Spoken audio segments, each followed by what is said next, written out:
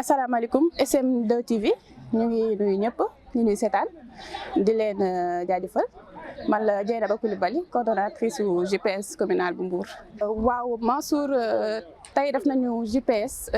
ñëw na def set setal ci hôpitalu départemental bu Mbour donc mu nekk activité boo xam ne day inscrire rek ci cadre bi nga xam ne bi nii mooy président lancé muy activité citoyenne. yoo xam ne day consister à ce que chaque premier du mois ñu daal di defar jël benn bërëb ci suñu gox setal ko ba mu set woo ci askan bi yëpp donc tey fii la woon ci hôpitalu Grand Mbour ñu am ci mbégte bu bëri ak contentement. waaw hôpital nag dafa nekk un lieu bu symbolique parce que tey mën naa ne dañu wax ne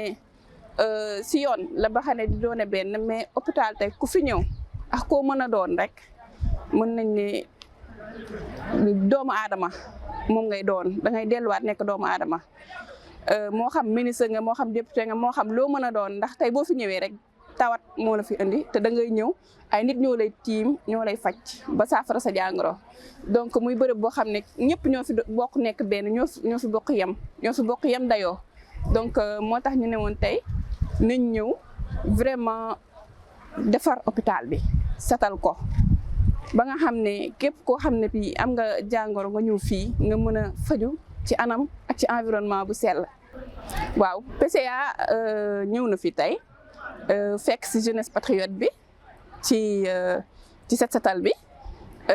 mën nañ ne apporter na son soutien parce que ànd ndax ay nit ñu ñëw jàpp ci liggéey bi ànd kook ñun mooy loo xam ne dañ koy rafetlu bu baax a baax ndax defar moom nee nañu lu kenn mën ñaar dàq ko donc su ñëwee andi ay nit ñu jàpp ci liggéey bi foog naa am na solo dañ koy rafetlu bu baax. waaw jeunesse patriote bi ñu ngi am mbégte bu baax di remercier képp koo xam ne dugal nga tey sa loxo si liggéey bi di remercier le frère Abdourahmane Dabo qui est un frère de parti moom teewoon na fi jàpp na ci liggéey bi ak ay nitam moom itam ak ñëpp ñi nga xam ne bi ay membre Pastef les patriotes lañu fii ci Mbour ñu ngi leen di remercier aussi. directrice hôpital bi nga xam ne aussi chaque fois saa ñu fi ñëwee parce que c'est pas la première fois bi mooy deuxième fois ñu fi ñëw daf ñuy faciliter liggéey bi lépp loo xam ne lii ay moyens lu nekk à sa disposition mu jox ñu ko ñu mën a liggéey en toute tranquillité